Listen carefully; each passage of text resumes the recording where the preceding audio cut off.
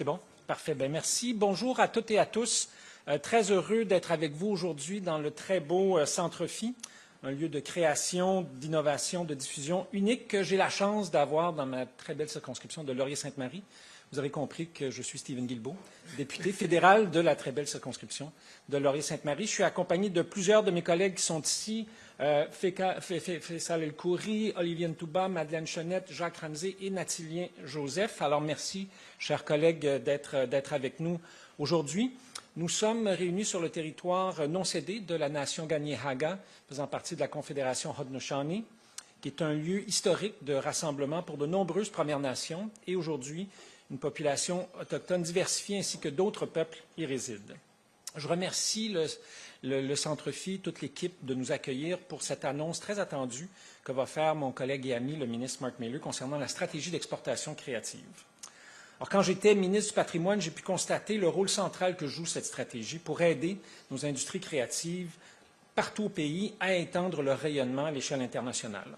Alors, sans plus tarder, j'invite l'honorable Mark Miller à prendre la parole.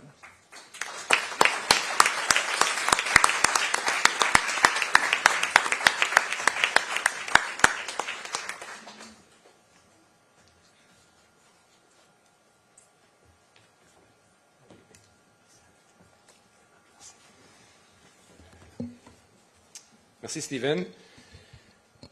Bonjour tout le monde. Hello. Wat Guanurado.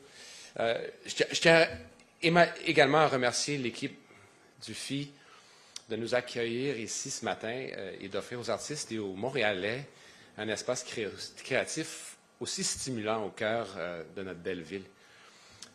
Il y a un peu plus d'un an, notre gouvernement a été élu avec l'engagement clair de défendre ce que nous sommes, ce qui nous distingue. Puis notre culture, bien sûr, est au cœur de tout ça.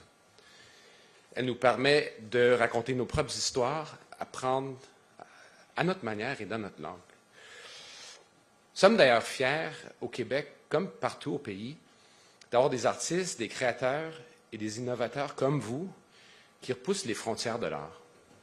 Des artistes qui portent cette culture et qui la font rayonner ici et partout au monde.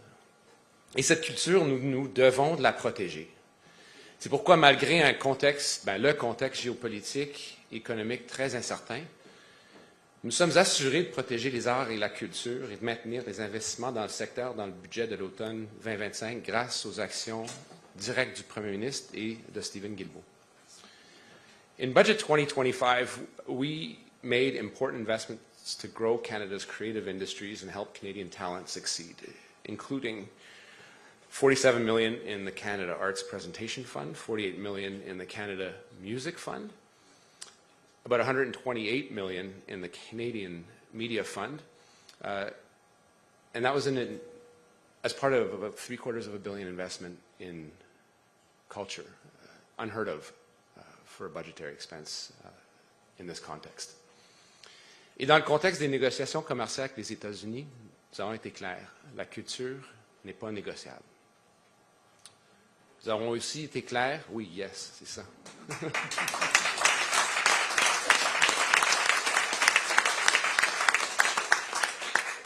Nous avons aussi été clairs, le Canada doit diversifier ses relations commerciales afin de ne plus dépendre d'un seul partenaire et de bâtir une économie plus résiliente face aux secousses mondiales.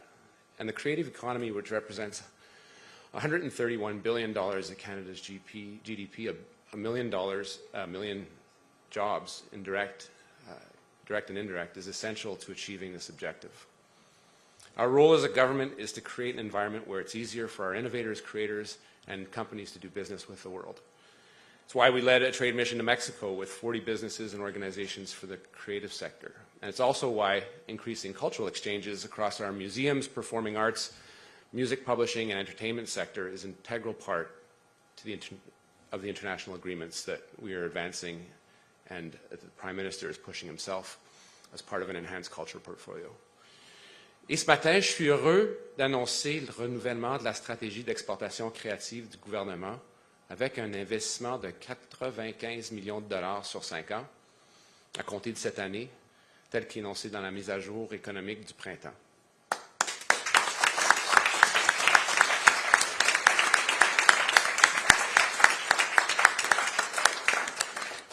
Pour être très franc, on n'était pas sûr que le premier ministre allait renouveler, mais c'est grâce à lui et son intervention directe qu'il a pu renouveler et d'ailleurs le pérenniser.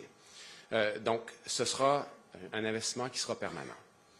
Cette stratégie vise à bâtir une économie créative, forte et à soutenir de bons emplois dans le secteur et à permettre à nos entreprises culturelles d'accéder à de nouveaux marchés à l'échelle internationale. Je suis également très heureux d'annoncer que la stratégie deviendra permanente avec un financement continu de 19 millions de dollars par année, que je n'avais pas précisé tantôt.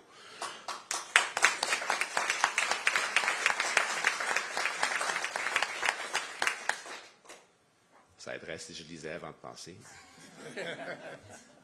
L'enveloppe du programme Exportation Créative Canada sera bonifiée aussi de 3 millions de dollars, ce qui n'est pas rien, ce qui portera à 14 millions de dollars le financement disponible pour les industries créatives d'ici et partout au Canada. And today we're opening the Export Ready stream to help export ready projects. And in early June, we will launch the Export Development stream to help exporters break into international markets or expand their reach. Depuis 2018, la stratégie a permis à plus de 3 200 entreprises d'accéder à 120 marchés internationaux, tandis que le programme d'exportation créative Canada a permis de générer près de 466 millions de dollars en revenus d'exportation, soit un rendement sur un investissement de 6 pour 1, ce qui n'est pas rien. Et des exemples de réussite concrètes, il y en a partout au pays, y compris dans cette salle. Je vois que les gens de Pixcom sont ici, mais que ce soit de Experience Infinity, une entreprise montréalaise qui repousse les limites de la technologie immersive, Silent Partners Studio, qui a plus que doublé ses revenus d'exportation grâce au financement du programme ECC, ou encore Spazi, au Nouveau-Brunswick, qui permet de soutenir la carrière internationale d'artistes acadiens. Or Why Not Theatre in Toronto, because you have to mention Toronto once in a while, which through its participation in trade missions has scaled up its productions and secured bookings in key international markets, including the US, the UK, Europe, Australia, New Zealand, and South Korea. Des réussites comme ça, nous allons avoir davantage, et c'est parce que le Canada possède le talent et des innovateurs de calibre mondial que le monde recherche, et lorsque nos créateurs réussissent, c'est tout le Canada qui réussit. Et au-delà des chiffres et des marchés, ce sont nos histoires, notre créativité, et notre identité que nous faisons rayonner à travers le monde. Et pour montrer concrètement l'impact de cette stratégie, je vous invite maintenant à regarder une courte vidéo qui donne la parole à nos entrepreneurs culturels. Thank you. Merci.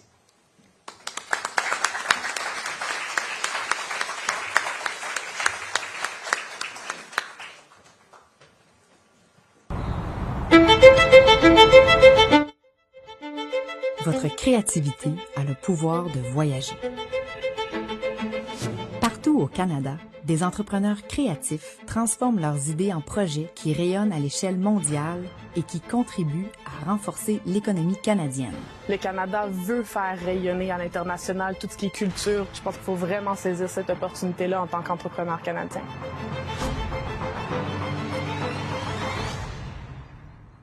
À chaque étape, un soutien flexible s'adapte à vos ambitions.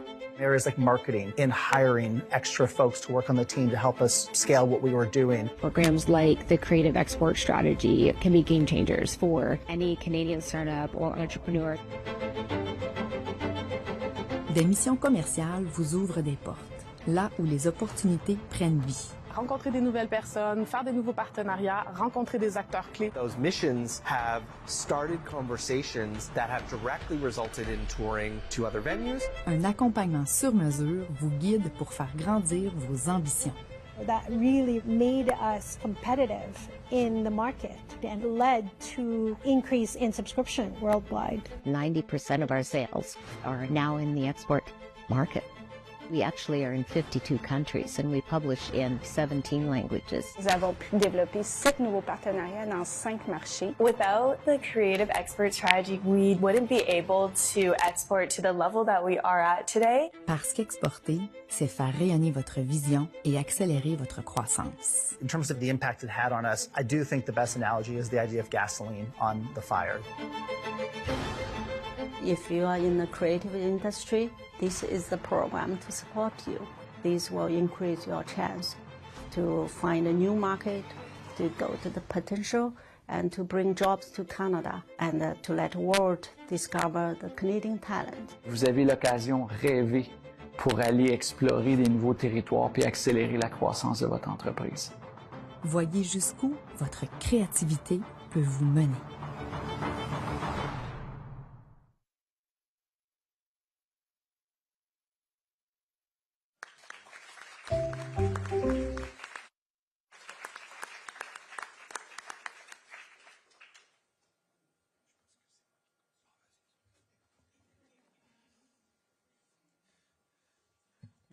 Merci beaucoup, M. Miller, Mark. J'invite maintenant M. Éric Albert, président-directeur général de Infinity Experiences et du Centre Phi, à prendre la parole. Éric.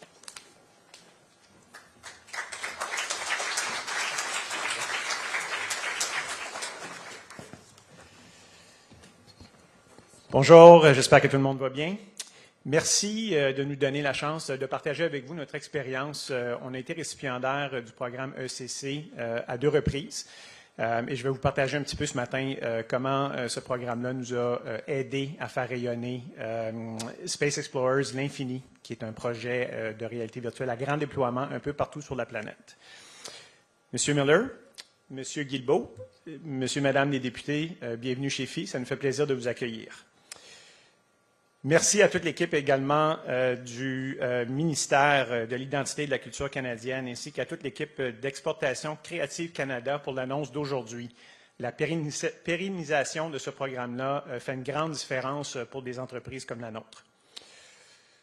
Ça permet d'envoyer un signal clair que le Canada croit en ses créateurs et qu'il est prêt à les accompagner sur la scène internationale. Pourquoi l'annonce de la permanence du programme ECC est importante? Premièrement, exporter une création, ce n'est pas juste un événement, c'est un parcours. Ou si on fait une analogie avec la course, ce n'est pas un sprint, c'est un marathon. On a reçu la première aide du programme ECC en 2021. Ça nous a permis de bâtir des relations à l'international, ça nous a permis de développer des nouveaux marchés. Et ces relations-là, aujourd'hui, nous aident dans d'autres projets. On a annoncé justement ce matin une coproduction avec une autre entreprise montréalaise, Behavior Interactif, sur la création d'une expérience immersive Blade Runner. Les activités qu'on a faites avec l'Infini un peu partout sur la planète vont nous permettre, et les relations qu'on a bâties, vont nous permettre d'accélérer le déploiement de cette expérience-là sur la scène internationale également. Donc, c'est vraiment des impacts concrets. Plus concrètement, encore une fois, c'est plus de 500 000 visiteurs qui ont été accueillis dans Space Explorers l'Infini. Si on fait un petit parallèle, c'est à peu près 250-260 personnes qui sont allées dans la Station spatiale internationale. Et c'est plus d'1 demi-million de personnes qui ont visité la Station spatiale internationale grâce à ce projet-là.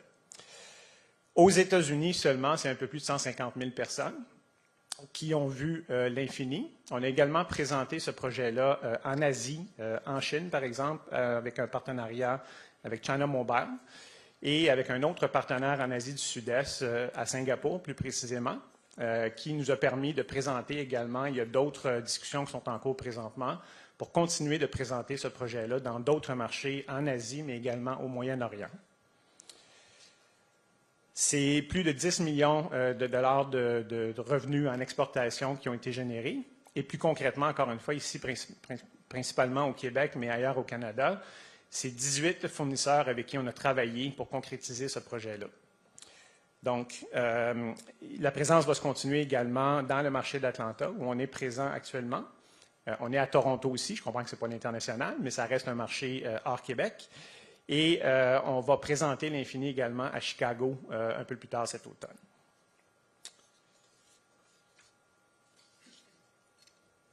Today's announcement is pan-Canadian and the markets we compete in are global. Creative Export Canada provides more than funding. It gives us credibility abroad. With the federal government support through commercial missions, doors open faster, partners take us seriously, business gets done. But most importantly, Canadian talent gets the platform it deserves. Le secteur des expériences immersives est en pleine expansion à l'échelle mondiale. Le Canada, et le Québec plus particulièrement, possèdent une concentration de talents dans le secteur créatif sans équivalent. Un programme permanent transforme cette excellence en présence économique et créative durable. Monsieur le ministre, Monsieur Guilbeault, Messieurs et Mesdames les députés, merci de votre confiance, merci pour le renouvellement de ce programme-là. Ça a un impact concret pour des entreprises comme la nôtre et pour les autres entreprises qui sont dans la salle également. Merci.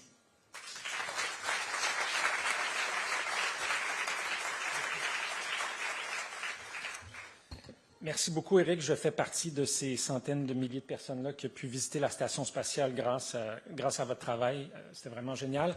Et ayant vu Blade Runner probablement une trentaine de fois, la version originale, le Director's Cut, et il y avait aussi eu, je pense, The Ultimate Director's Cut, hein, pour les fans dans la salle. J'ai très, très hâte d'être là. Alors, merci Éric, merci à vous toutes et tous. Merci aux participants et participantes du webinaire. J'inviterai maintenant Mme Hermine Landry du bureau de M. Miller ainsi que le ministre sur la scène pour la période des questions qui va être modérée en personne par Hermine et en ligne par Amy du ministère. Merci beaucoup. Bonne journée.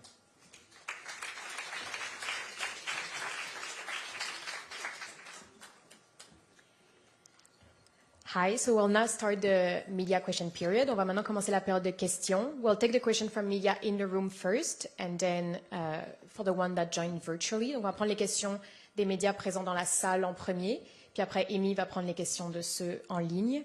We'll ask everyone to state their name and media, and then one question and one follow-up question.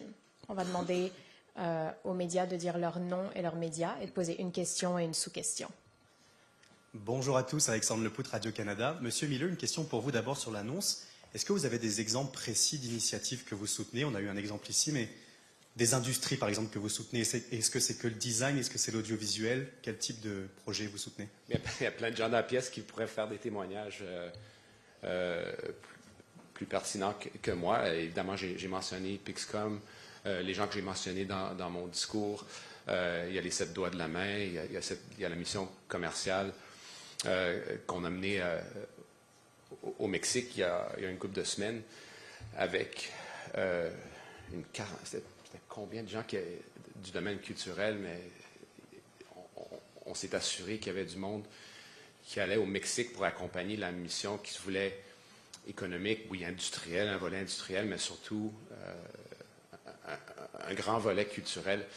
Il y a Moment Factory qui faisait des choses au Mexique. Je pourrais vous en nommer toute une liste. La réalité, c'est une question, c'est un chiffre que je questionne moi-même, mais les chiffres que j'ai à l'appui montrent que seulement 8% des entreprises au Canada dans le domaine culturel font de l'exportation en tant que telle. Celles qui font de l'exportation ont un rendement incroyable. Il y a des exagérations là-dedans tout ça, parce qu'il y a aussi EA qui fait FIFA, puis Plants vs. Zombies, mon jeu vidéo préféré avec mes enfants durant la COVID. Mais c'est responsable de 88% de d'argent qu'ils font. Mais aussi des petites boîtes qui font ça. Donc, ce qu'on sait, c'est que créer de l'art en soi, c'est important. Mais il faut qu'il y ait des gens qui soient exposés. Puis la stratégie d'exportation, oui, c'est une vingtaine de millions de dollars. Il y a des gens qui diraient peut-être que ce n'est pas assez, mais c'est très important pour s'assurer que le Canada rayonne, oui, à l'intérieur du Canada, mais à l'extérieur du pays. Okay. Puis une question spécifiquement sur la production audiovisuelle. Oui. On sait que les budgets vraiment ont baissé depuis la pandémie. Je pense aux fictions francophones, par exemple. Qu'est-ce que vous allez faire pour aider ce secteur précis des fictions francophones et de l'audiovisuel? D'un, je nommerais d'abord les investissements importants qu'on a fait durant cet exercice budgétaire, que ce soit l'investissement dans l'ONF, dans Téléfilm. C'est sûr que c'est un secteur qui a des défis dans un écosystème en constante transformation, que ce soit l'impact des géants du web, les GAFAM, etc. Le Canada n'est pas unique là-dedans. Vous avez vu, la France fait face à des défis qui sont très similaires. Je viens de procéder à mettre en place une commission pour regarder tout ça, pour regarder comment on peut réformer le domaine de l'audiovisuel.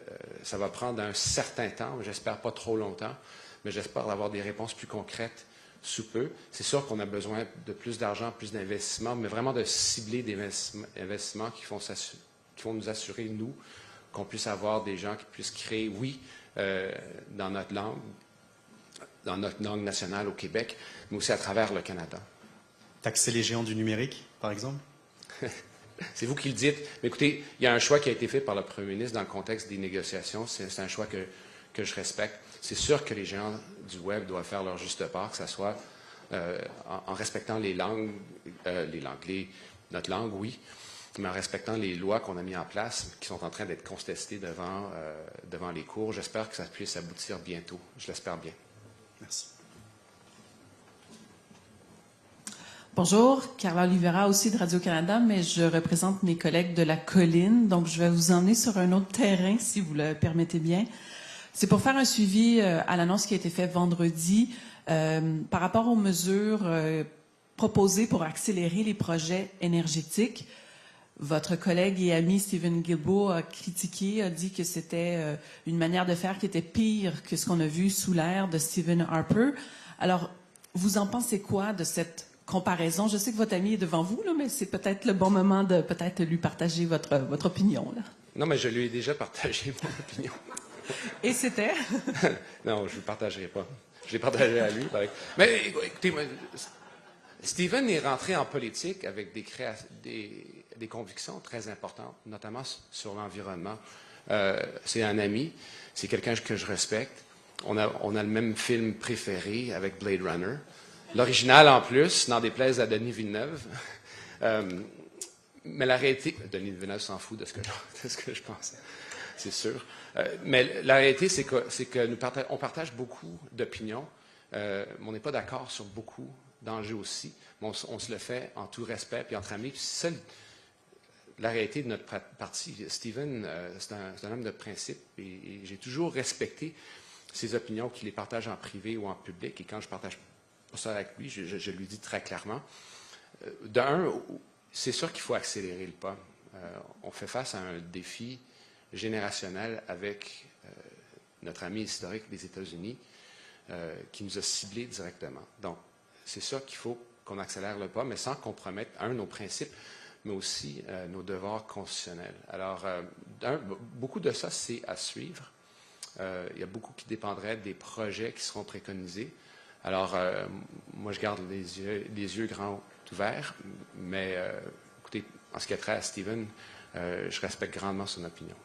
Alors, si je comprends bien, vous êtes à l'aise avec ce qui a été proposé vendredi, même en tenant compte de l'importance que l'environnement a pour les Canadiens? Je suis à l'aise, mais je me battrai aussi pour l'environnement. C'est sûr que ce soit au sein du cabinet, ou soit au sein du parti, ou comme simple particulier. Merci beaucoup. Denis Bergeron de l'agence Wireframe. Au niveau de l'exportation créative, on a, pour certains de mon époque, même Nicolas Mirola peut confirmer, on a toujours eu l'avantage d'avoir d'excellents agents de la culture dans les ambassades du Canada à l'étranger. Et on voit depuis les 15 dernières années une réduction de ces personnels à l'étranger. Est-ce que dans le plan d'exportation du Canada, on voit un avenir à redonner un poste en agent de culture dans les ambassades ou consulats à l'extérieur du Canada? Écoutez, j'ai pu vivre, j'ai vécu l'accompagnement que j'ai eu, notamment en France puis au Mexique, des gens de la fonction publique, surtout Affaires mondiales Canada, puis font un travail excellent. Je ne pense pas que la stratégie, c'est d'ajouter plus de fonctionnaires, mais je ne veux pas manquer de respect envers ceux qui font un travail intégral à la réussite de ces projets commerciaux. On peut même demander si on a besoin d'Affaires mondiales pour faire des projets culturels nécessairement à l'extérieur, puis d'arrimer nos... excusez-moi. C'est vous, ça? Puis d'arrimer nos projets avec... Il y a des priorités qui peuvent être différentes avec Affaires mondiales Canada, puis c'est quelque chose sur lequel je me penche intimement, parce que je veux m'assurer que les gens qui veulent exporter ou faire une mission commerciale, nous accompagner, puissent justement être bien entourés, quitte à avoir une réussite dans ces échanges. Il y a beaucoup de travail qui se fait en amont et je veux m'assurer que ça soit bien fait. Donc, les options sont ouvertes, mais évidemment, dans le contexte présent, surtout avec les réductions dans la fonction publique, je ne pense pas que notre intérêt ou le désir, c'est de par réflexe d'ajouter des gens, mais je comprends très bien votre point. Merci. Merci. We'll now take the questions online. On va maintenant prendre les questions en ligne, s'il y en a.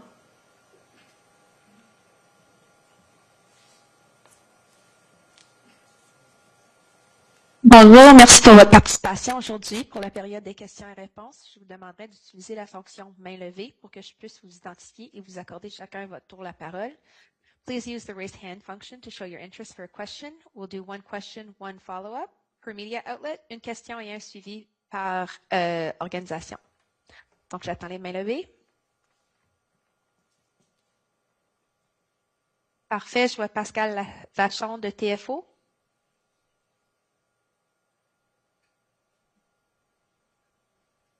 Oui, bonjour, M. Melleux. J'aurais une question, pas sur le sujet de l'annonce aujourd'hui. Ça serait au sujet, vous avez vu dans les derniers jours, il y a des rapports qui ont été sortis par les comités sur les sanctions administratives du commissaire aux langues officielles. Je pense que vous êtes au courant. Vous m'aviez dit par le passé que vous attendiez ces rapports-là avant de prendre position ou suggérer des modifications, par exemple. Donc, je vous demanderais, est-ce que vous les avez lus, puis est-ce que ça vous donnerait peut-être des idées là, par rapport à des modifications à apporter, ou est-ce que vous allez apporter des changements? Ben, effectivement, parce que j'ai vu que ça s'est sorti. Je travaille en fin de semaine, donc j'ai pas encore lu le rapport. Je compte le lire. C'est le rapport du Sénat, je pense, que vous mentionnez. C'est sûr que les sénateurs eux-mêmes m'ont fait part de leur volonté, leur perspective que les amendes les sanctions pécuniaires plutôt étaient pas assez importantes. C'est quelque chose que je comprends. Le défi auquel je fais face, justement, c'est de m'assurer, de un, que je partage leur opinion, de deux, le cas échéant, de voir si les entreprises qui vont devoir se conformer à cette nouvelle refonte, les nouvelles règlements sur la loi sur les langues officielles, pourront d'abord s'assurer qu'à l'intérieur de leurs entreprises, ils ont des gens qui puissent parler français et de servir le monde en français, ou sinon de s'assurer qu'ils vont faire ça au lieu de les punir. Donc, évidemment, dans toute cette discussion de sanctions, il y a une distinction entre encourager les gens à respecter la loi, puis justement parler français aux gens qui ont droit à ce service, ou vraiment de punir ces organisations. Donc, c'est dans cette optique que je regarderai le rapport, mais je n'ai pas encore tiré de conclusion. Est-ce que je peux quand même comprendre que le règlement actuel ne vous satisfait pas à 100% puis que vous envisagez assez fortement l'éducation basée sur les rapports notamment? Quand on a déposé ce règlement au Sénat puis au comité équivalent de la Chambre des communes, c'était justement pour avoir cette rétroaction qui n'est pas encore totalement complète, mais c'est sûr que je respecte ces gens-là, puis je vais lire ce rapport avec impatience pour m'assurer justement qu'on respecte ces voies, mais c'est pas le cas que je suis d'accord tout à fait pour l'instant. Il va falloir que je regarde ça.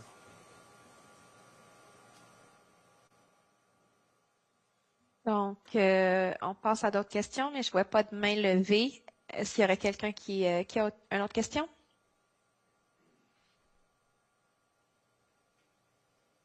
Donc, parfait. Ça semble être la fin ici. Merci aux médias pour votre participation aujourd'hui. Si vous avez d'autres questions, n'hésitez pas à communiquer avec les relations avec les médias de Patrimoine. If you have any follow-up questions, please don't hesitate to get in touch with the media relations team at Canadian Heritage. Have a wonderful day and thank you for joining us.